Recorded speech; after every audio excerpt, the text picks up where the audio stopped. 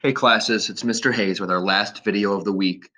Sure, a lot of you are watching this on Thursday when you're wrapping up your anchor article. That's what this video is on. It's a very short one. It's how to best wrap up that article.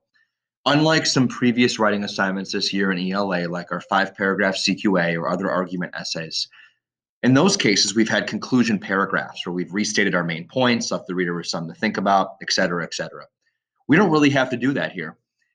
In a nonfiction magazine feature article or a newspaper article like we're writing, you just have to let it end naturally with your last subheading or subtopic. The question is, which subheading or subtopic fits best at the end? Which is going to leave the reader pondering something? Which does have finality at the end? Which is a good conclusion or wrap up subheading or subtopic to do? And that's where I've included some examples here. It's possible that with your feature article, one of these applies directly to yours, and you can use one of these as your last subheading or subtopic. It also, might not fit in any of these possible examples, but you can come up with your own. That's perfectly fine as long as it has that finality to it. It wraps it up in a really effective way. It puts a nice bow on at the end. So some examples include the legacy of a person. How should we remember so and so? Someone's final years, their death or their fall from fame.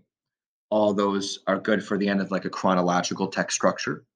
What we can do today to confront an issue that might work with things like climate change or social justice issues and racial inequality, the COVID vaccine, things like that.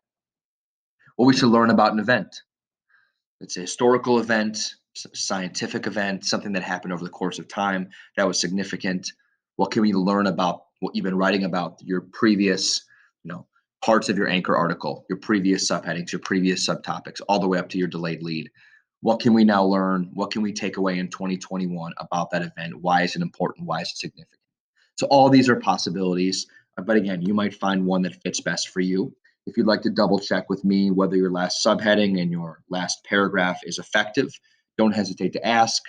Just send me a quick note on Zoom or in an email to take a look at your last paragraph. I'd be happy to give you some tips on that subheading and what you actually wrote.